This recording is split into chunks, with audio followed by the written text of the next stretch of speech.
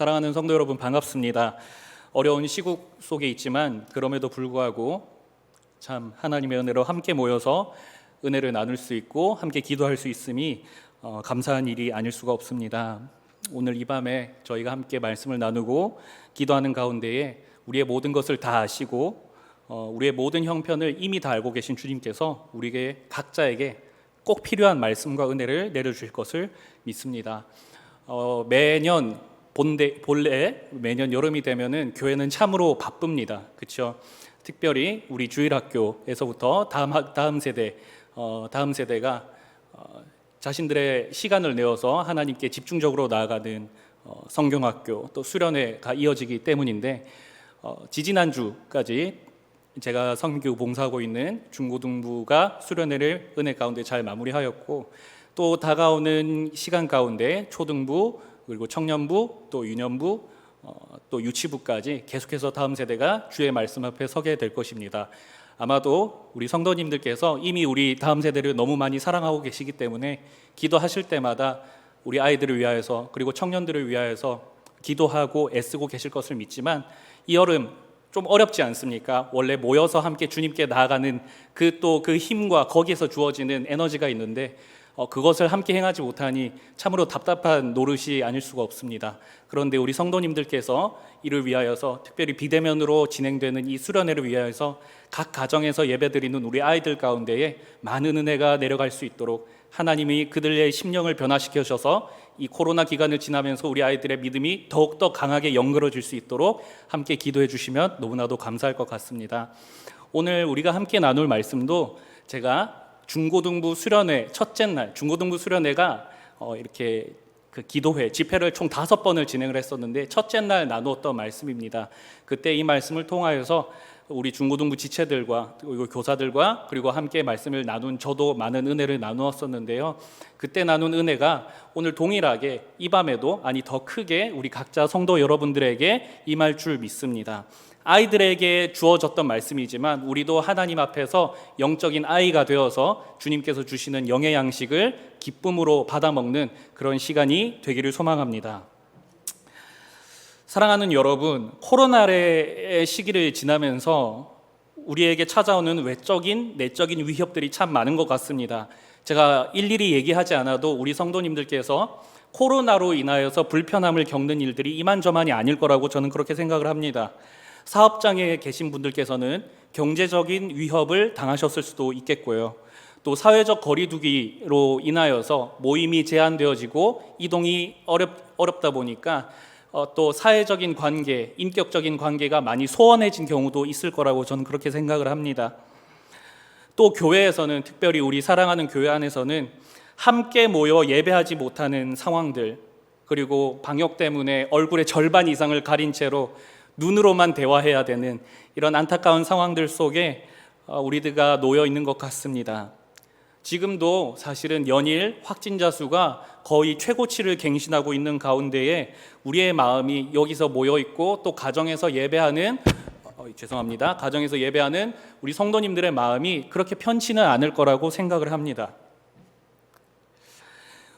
이처럼 우리들의 힘으로는 당장 어찌할 수 없는 일들이 우리의 삶 가운데 비단 코로나뿐이겠습니까? 코로나뿐만 아니라 우리 성도님들 지금까지의 생을 살아오면서 많은 과정들과 순간들 가운데에 내 힘으로 어찌할 수 없었던 일들을 참 많이 경험하셨을 것이라 저는 그렇게 생각을 합니다.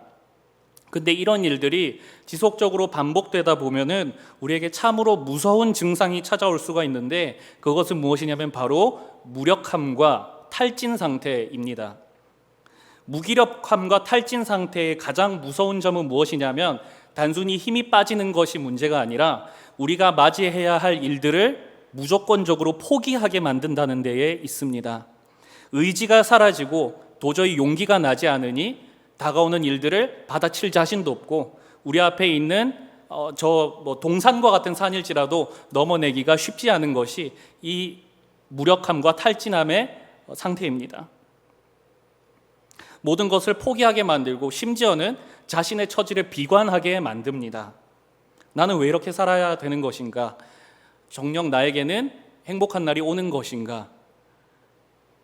이런 무기력과 탈진의 마음은, 이 무기력과 탈진의 마음은 우리들의 심령을 무너뜨립니다. 그래서 참으로 위험합니다. 저와 여러분의 마음도 무기력함과 탈진의 상태에 빠지지 않도록 참으로 유의해야 하겠습니다. 그러나 우리 성도님들, 언제나 우리의 삶 가운데 믿음 안에 기쁨이 가득하고 소망이 넘치는 삶을 살아오셨습니까?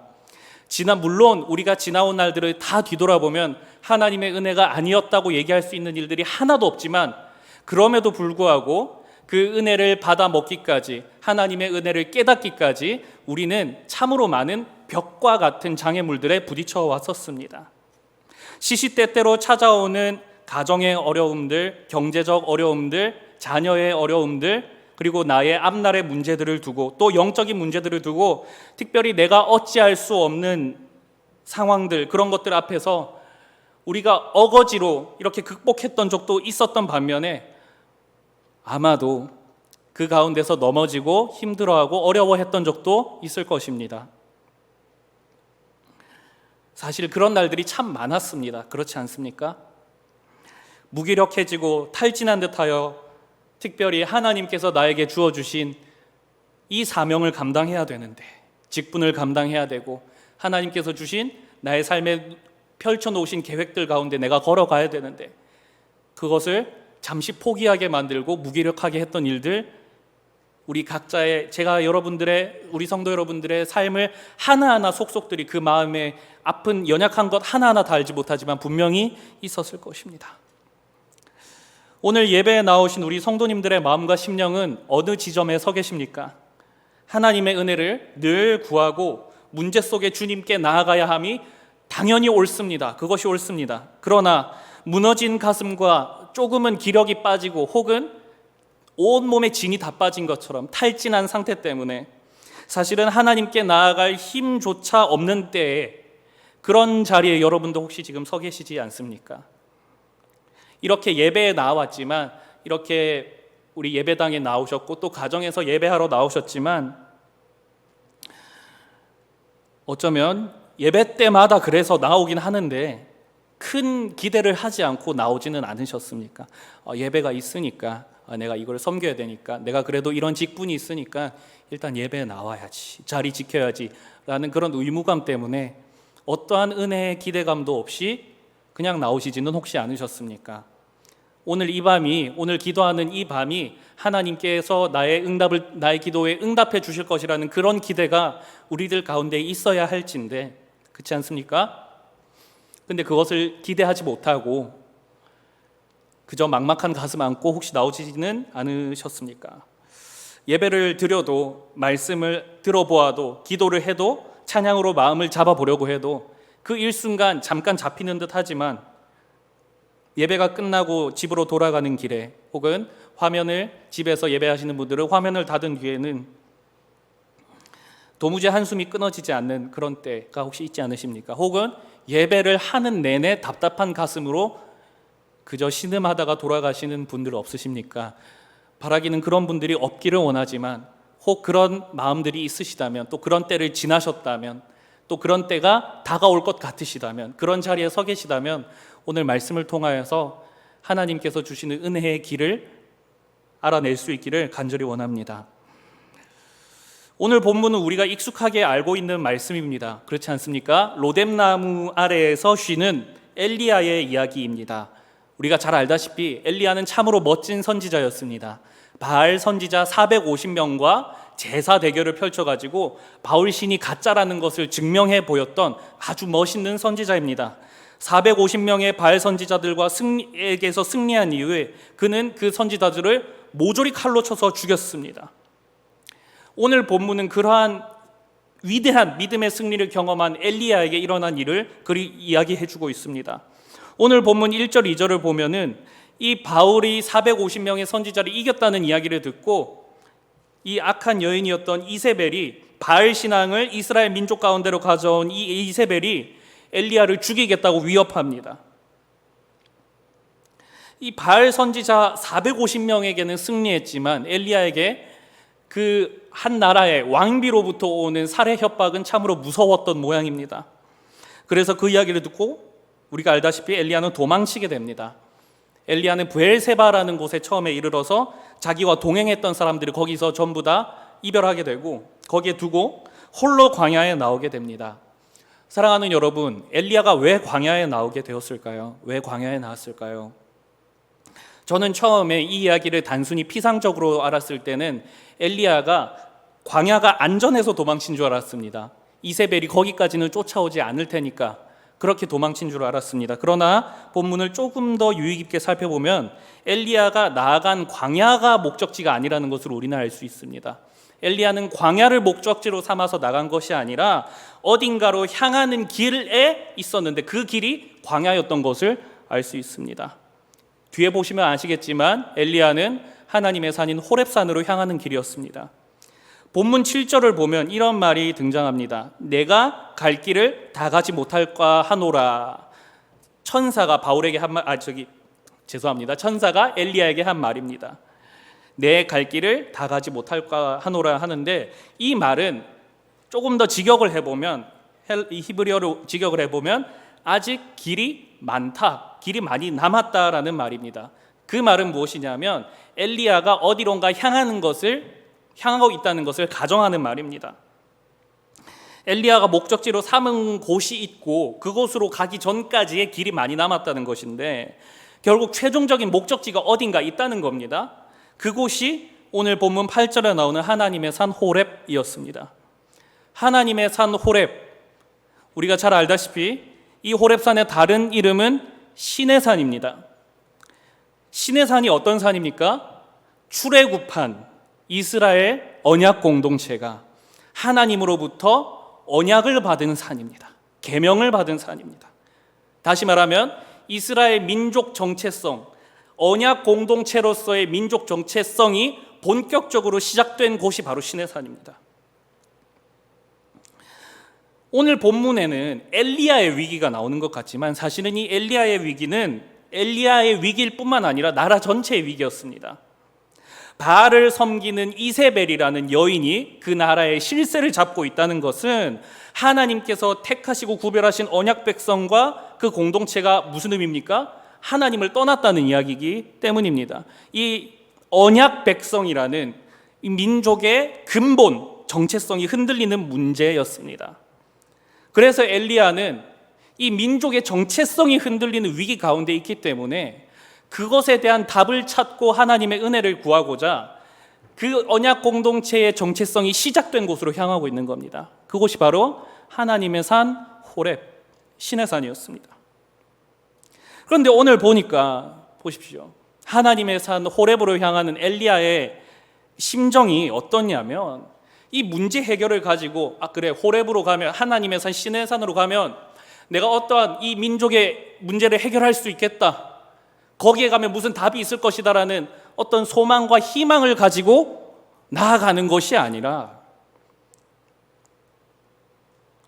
그의 내면이 아주 심하게 망가져 있다는 것을 보게 됩니다. 우리 4절 말씀을 함께 보겠습니다. 제가 읽어드리겠습니다. 자기 자신은 광야로 들어가 하룻길쯤 한 로뎀나무 아래 앉아서 자기가 죽기를 원하여 이르되 여호와여 넉넉하오니 지금 내 생명을 거두시옵소서. 나는 내 조상들보다 낫지 못하니이다 하고 이세벨에게 목숨의 위협을 받고 도망친 엘리야는 하나님한테 자기를 죽여달라고 이야기합니다. 내 조상들보다 낫지 못하다. 이전에 앞전에 있었던 조상들이 겪었던 많은 문제들에서 나는 한 발자국도 더 나가지 못한 그런 사람입니다라고 지금 엘리야는 자조하고 있습니다. 이세벨한테 죽고 싶지 않아서 도망쳤지 않습니까? 죽음을 피해서 도망쳤는데 근데 죽고 싶다고 얘기하고 있습니다. 그리고 그가 그렇게 절규했고 그 다음에 그가 어디서 쉬느냐 하면 우리가 잘 아시다시피 로뎀나무라는 나무 아래서 쉬게 됩니다. 이 로뎀나무는 근데 여러분 쉰다는 말이 어울리는 나무가 아닙니다. 우리가 나무 아래서 쉰다고 하면 어떤 이미지를 가지고 있습니까?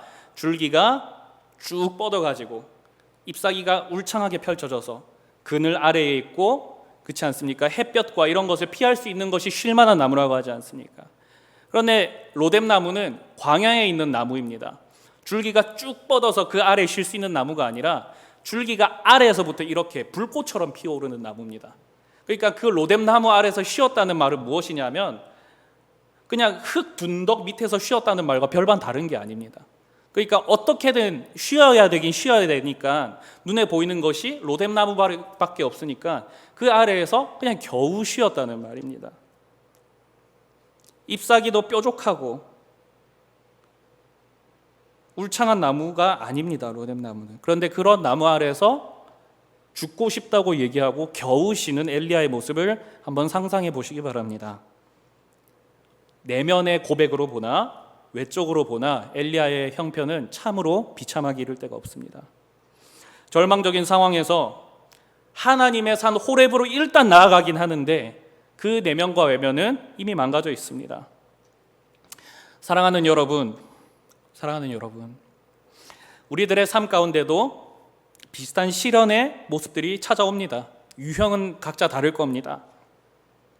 그러나 저나 여러분이나 누구든지 삶에 다가온 벽과도 같은 시련들 앞에, 도저히 넘을 수 없을 것 같은 그런 시련들 앞에 좌절해보고 로뎀나무 아래에서 겨우 쉬듯이 그렇게 웅크리고 낑낑대며 내 모습이 너무 비참해서 주님밖에 나아갈 수 없노라라고 이야기했던 적이 있었을 것입니다. 특별히 엘리야처럼 보십시오. 엘리야가 지금 이 상황이 어떤 상황입니까? 바알 선지자 450명을 처단하고 그 아름답고도 위대한 믿음의 승리를 했는데 그 기억이 도저히 나지가 않아요.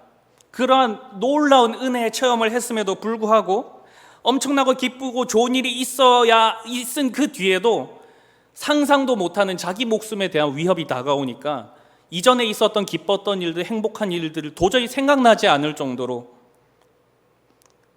그렇게 힘든 상황, 막막한 상황 우리에게도 있지 않았습니까? 어려운 때에 좋은 날을 생각해 보려고 해도 도저히 좋은 날이 생각나지 않았던 그런 때 말입니다.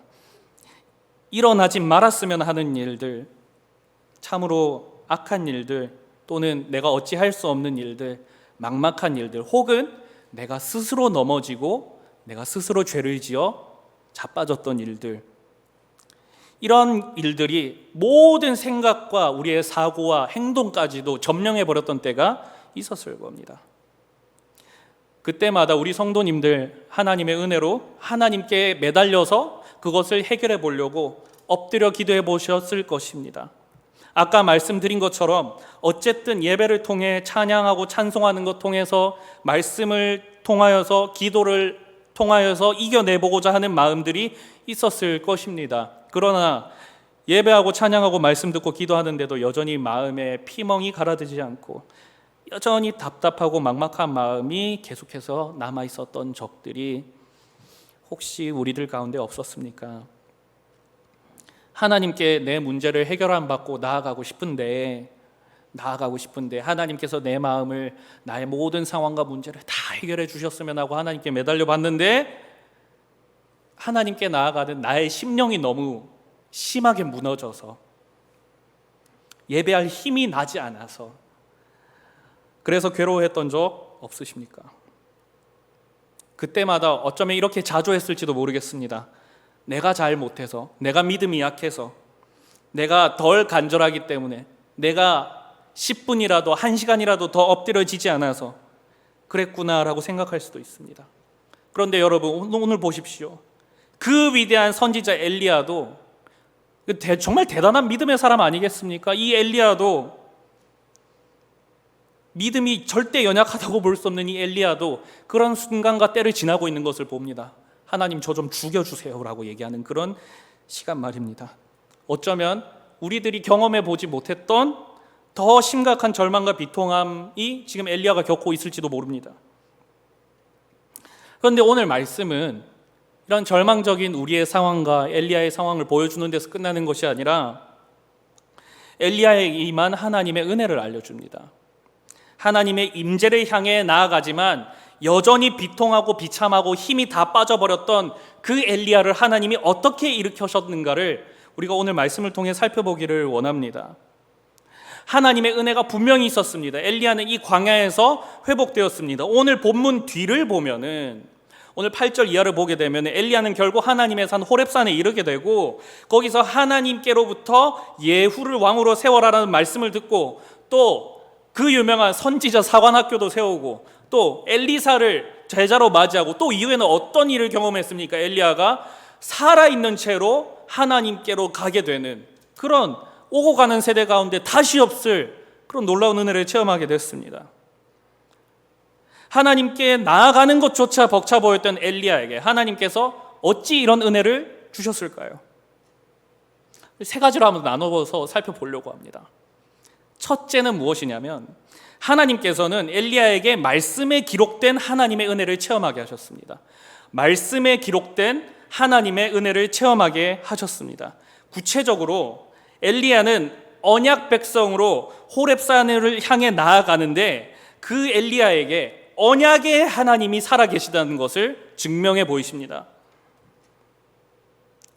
5절 6절 말씀을 제가 읽어드리겠습니다. 로뎀나무 아래에 누워 자더니 천사가 그를 어루어 만지며 그에게 이르되 일어나서 먹으라 하는지라. 본즉 머리맡에 숯불에 구운 떡과 한 병 물이 있더라. 이에 먹고 마시고 다시 누웠더니. 자, 로뎀나무 아래에 누워 자던 엘리야에게 하나님의 천사가 와서 그를 깨웁니다. 그리고 일어나서 먹으라고 얘기합니다. 무엇을 먹으라고 얘기하냐면 구운 떡과 한 병 물을 줍니다. 자, 근데 우리는 여기서 이 떡이라는 단어, 떡을 주셨다는 이 표현에 주목해야 됩니다. 여러분, 호렙산, 곧 신의 산은 이스라엘 백성들이 출애굽 당시에 하나님께로부터 언약을 받은 산이라고 했습니다. 맞습니까? 그러한 신의 산인데 그때에 보십시오. 출애굽한 이후에 약속의 땅에 이르기까지 그 광야 생활을 하는 동안 하나님께서 그 이스라엘 백성들에게 매일마다 먹을 것을 주셨습니다. 매일 새벽마다 음식을 주셨습니다. 무엇을 주셨습니까? 만나라는 음식을 주셨습니다. 민수기 11장 8절에 보면 이런 말이 있습니다. 이런 구절이 있습니다. 백성이 두루 다니며 그것을 거두어 맷돌에 갈기도 하고 절구에 찢기도 하고 가마에 삶기도 하여 과자를 만들었더니 그 맛이 기름 섞은 과자 맛 같았더라. 자, 여기서 과자라는 말에 주목해 보시기 바랍니다. 이스라엘 백성들이 그 만나를 주워다가 과자를 만들었다고 합니다. 이 과자가 히브리어로 우까라는 것인데요. 우까. 그런데 오늘 본문의 6절에 등장하는 엘리야가 천사로부터 받은 떡도 무엇이냐면은 우까입니다. 광야에서 그 신의 산으로 향하는 이스라엘 민족 정체성을 다시 찾기 위해 나아가는 그 광야 속에서 하나님께서 그 이스라엘 40년간 먹이셨던 떡, 과자, 우까를 엘리야에게 주십니다. 망국의 위기 가운데 하나님께 나아가는 엘리야는 그 옛날 광야에서 이스라엘 민족들을 직접 먹이시고 살려주신 말씀 가운데 기록되었던 그 하나님의 은혜의 역사를 실제로 체험하고 있는 겁니다. 여기서 엘리야는 알게 되는 겁니다. 언약의 하나님께서 이스라엘 포기하지 않으셨구나. 말씀 속에 기록된 은혜가 자기 삶 속에 일어나는 은혜를 체험하게 되니까 여전히 언약의 하나님이 신실하게 살아계시고 역사하시고 일하신다는 것을 알게 되니까 그의 마음이 다시 한 번 더 일어나게 되는 겁니다. 두 번째, 엘리야가 어떻게 되었느냐? 하나님께서 엘리야의 상한 마음을 알고 계신다는 것을 보여주셨습니다. 오늘 본문에 보니까 하나님께서는 천사를 통해 그를 어루어 만지셨다고 합니다. 어루어 만지셨다. 이 어루어 만진다는 표현은 애정을 가지고 위로와 격려의 표현으로서 그 마음을 다 안다는 것으로 쓰다듬으며 위로해 준다는 겁니다. 제가 예전에 지브로라는 영화를 봤습니다. 지브로라는 영화. 이 할머니와 손자의 이야기입니다. 그 영화에 보면은 주인공 꼬마아이가 이 할머니 산골 마을 거기서 온갖 사고를 막 치고 다닙니다. 그러다가 미친 소한테 쫓겨가지고 이리저리 도망치다가 넘어져가지고 무릎에 피가 철철 나게 됩니다. 까져가지고. 그래서 이제 다시 할머니 집으로 돌아가게 되는데 이 영화에 보면 할머니가 말을 못하는 것으로 나오거든요. 근데 할머니를 보자마자 이 아기가 너무 서러운 겁니다. 그래서 엉엉 웁니다. 그냥 할머니 보고 자기 아프다고 엉엉 웁니다. 근데 그 할머니가 이 구분 굽은 허리로 다가가서 그 손자의 볼을 이렇게 쓰다듬습니다. 그 거치고 투박한 손으로 거칠지만 이렇게 계속 쓰다듬습니다. 눈물을 닦습니다. 우는 손자의 눈물을 손으로 닦아주는 것이야말로 여러분 말로 하는 것보다 손자의 서러운 마음을 더 잘 알아준다는 표현 아니겠습니까? 저는 그 장면을 보면서 저희 어머니 생각이 많이 나더라고요. 이렇게 그냥 이렇게 어렵고 힘든 일이 있을 때에 이렇게 쓰다듬어 주시던 어머니 생각이 많이 났습니다. 여러분, 엘리야의 서름이 오죽했겠습니까? 그런 엘리야에게 하나님은 너 왜 그렇게 넘어져 있느냐? 하나님의 종이면, 선지자면, 기름 부음 받은 자면 얼른 일어나서 정신 차려야지 라고 면박 주지 않으셨습니다. 천사를 통해 어루어 만져주셨습니다. 애정을 가지고 친밀함을 가지고 너의 상한 마음, 죽고 싶다고 말한 그 마음 내가 다 안다 라고 위로해 주신 겁니다. 그 마음을 다 알고 계시다는 심적인 위로는 엘리야는 그 쓰다듬음을 통해서 알게 됩니다. 엘리야의 마음이 여기서 회복되어집니다. 세 번째, 엘리야를 어떻게 회복시키시느냐? 그에게 다시 한 번 더 사명의 말씀을 주십니다. 우리 7절 8절 함께 읽겠습니다. 7절 8절입니다. 여호와의 천사가 또 다시 와서 어루만지며 이르되 일어나 먹으라. 내가 갈 길을 다 가지 못할까 하노라 하는지라. 이에 일어나 먹고 마시고 그 음식을 힘입어 이 흠을 의지하여 40주 40야를 가서 하나님의 산 호렙에 이르니라. 7절 8절을 보면 천사가 다시 와서 어루어 만지고 음식도 줍니다. 마음의 몸과 피로 눌린 모든 것들을 다 해결해 줍니다. 그리고 직접 말합니다. 너 가야 할 길 남지 않았니? 하나님의 산 호렙으로 가야지. 거기 다시 가야지. 다시 용기를 주시는 겁니다. 다시 한 번 더 하나님께로부터 받은 그 사명을 붙잡을 수 있는 그 말씀을 주셨다는 겁니다. 천사를 통해 주어진 하나님의 명령과 말씀을 붙잡은 엘리야는 결국 하나님의 산 호렙에 이르게 되고 우리가 아는 것처럼 이외에도 위대한 일을 행하게 됩니다. 사랑하는 여러분, 저와 여러분의 삶에도 아까도 이야기한 것처럼 하나님께 나아가는 것조차 벅찬 그런 어려움들 찾아올 수 있습니다. 답답한 마음으로 하나님께 도움을 구하지만 열렬히 구할 수 없는 그 무기력한 상태, 찬양도 안 돼, 말씀도 귀에 잘 안 들어와,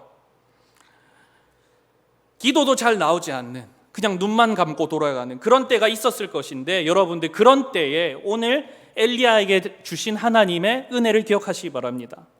엘리야에게 언약의 하나님이심을 다시 알려주신 것처럼 말씀 가운데 기록된 하나님의 은혜의 그 도우심이 우리의 삶 가운데 동일하게 일어날 것이라는 믿음과 확신이 우리에게 있어야 할 것입니다. 말씀은 단순히 구호와 지식, 좋은 말로 남아있는 게 아니지 않습니까? 우리의 삶에 열매 맺히게 되는 하나님의 약속의 말씀입니다. 혈루병 걸린 여인을 고치셨듯이 질병의 위기에서 건지시는 치유의 역사가 있을 것이고, 과부의 항아리를 기름으로 채우셨듯이 궁핍함에서 건져내시는, 다시 한 번 더 먹이시는 하나님의 은혜가 있을 것이고, 삭개오를 부르사 돌이키게 하셨듯이 죄와 중독의 자리에서 일어나 예수를 따르도록 하시는 역사가 우리의 삶 가운데 있을 것입니다. 오늘 말씀이 그렇게 보증하고 있습니다. 또한 주님의 은혜는 언제나 우리에게 먼저 찾아옵니다. 주님께서 우리를 어루어 만지시며 처지를 공감해 주십니다.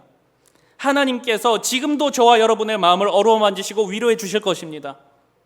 우리는 마땅히 미련하여서 구할 바를 알지 못하지만 우리를 위하여 말할 수 없는 탄식으로 주께 간구하시는 분이 계시지 않습니까? 우리 안에 성령님 계시지 않습니까? 우리를 바라보며 우리보다 더 아파하시는 성령께서 우리의 마음을 위로해 주실 것입니다.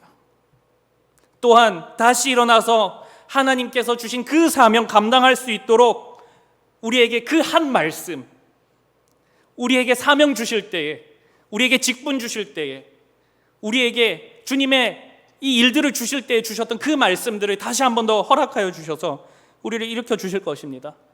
때로는 떡과 물을 주신 것처럼 삶의 실질적인 필요도 주실 것입니다. 일어나 다시 가라고 격려해 주신 것처럼 우리에게도 다시 사명의 길로 달려갈 수 있는 그 말씀을 주실 것입니다. 우리 안에 계신 성령께서 계속해서 진리의 영께서 진리의 말씀을 생각나게 하시고 또 기억나게 하셔서 우리가 누구인지를 깨닫게 해주실 겁니다. 사랑하는 성도 여러분, 하나님의 다시 세우시고 도우시는 은혜가 반드시 있습니다. 여러분, 반드시 있습니다. 엘리야에게 하셨던 그 은혜를 주셨던 하나님이 지금 이 시간에도 살아계시고 우리에게 역사하십니다. 다만 우리가 해야 될 것은 무엇이냐? 도움을 구하는 그 자리에 계십시오. 답답한 마음, 무너진 마음 괜찮습니다. 하나님께 나아갈 힘이 없으세요. 괜찮습니다. 언제라도 예배하는 자리에, 말씀 듣는 자리에, 하나님 찬송하는 자리에, 하나님 기도하는 그 자리에 일단 서 계십시오.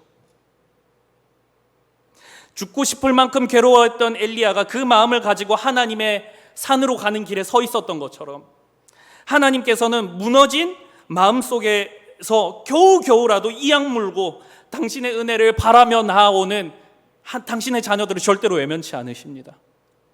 상한 갈 때 꺾지 않으시고 꺼져가는 등불 끄지 않으시는 하나님의 그 신실한 사랑이 비록 상하고 무너진 그 마음으로 다가온 하나님의 자녀들이라고 할지라도 말씀을 잘 듣지 못하고 기도도 똑바로 못하고 찬송할 수 없을 만큼 그렇게 답답하고 먹먹한 가슴을 안고 나왔다고 할지라도 우리가 주님을 향해 있으면, 우리가 주님의 은혜를 일단이라도 바라고 있으면 선하신 주님께서는 우리에게 달려와 주실 것입니다. 우리가 잘 아는 탕자의 비유에서 아버지가 둘째 아들을 발견했을 때 어떻게 했습니까? 멀리서 오고 있는 그 아들을 멀리서 보고 달려가서 입 맞추고 가락지 끼워주고 옷 갈아입혀주고 했습니다. 하나님께서는 마음이 건강하고 간절히 구할 수 있는 열정 있는 사람들만 은혜 주시는 분이 아닙니다. 도리어 그 마음조차 무너져 하나님을 찾을 수 없는, 찾을 수 있는 힘조차 없는 그런 사람들을 회복시키고 다시 당신께로 나오게 하시는 참으로 좋으신 선하신 하나님이 우리 하나님입니다. 하나님의 도움을 구하는 그 자리에 계시다면 하나님의 은혜는 반드시 그 구하는 자녀에게 주어질 것입니다. 그냥 제가 여러분 기분 좋으라고 희망 드리려고 하는 말씀이 아니라 오늘 말씀이 그렇게 얘기하고 있지 않습니까? 말씀의 약속입니다. 사랑하는 여러분, 오늘 이 예배당에 또 가정 가운데 어떤 마음으로 오늘 밤 기도회에 참석하셨습니까? 어떤 소원을 가지고 기도에 나오셨습니까? 어떤 상황에서든지 어떤 마음으로 나오셨든지 상관없습니다. 우리 주님께서 잘 알고 계십니다. 우리에게 가장 필요한 것들을 그 누구보다도 잘 알고 계십니다. 그리고 오늘 이 밤에 나온 당신의 자녀들에게 반드시 은혜 주시기 원하십니다. 그것을 믿고 오늘 이 밤에 우리가 이제 함께 같이 기도할 텐데 엘리야에게 임하셨던 그 신실하신 하나님의 사랑, 마음이 무너진 자를 일으키시는, 먼저 다가와 회복시키시는 그 주님의 사랑이 오늘 이 밤 가운데 우리의 심령 가운데에 가득하기를 간절히 소망합니다.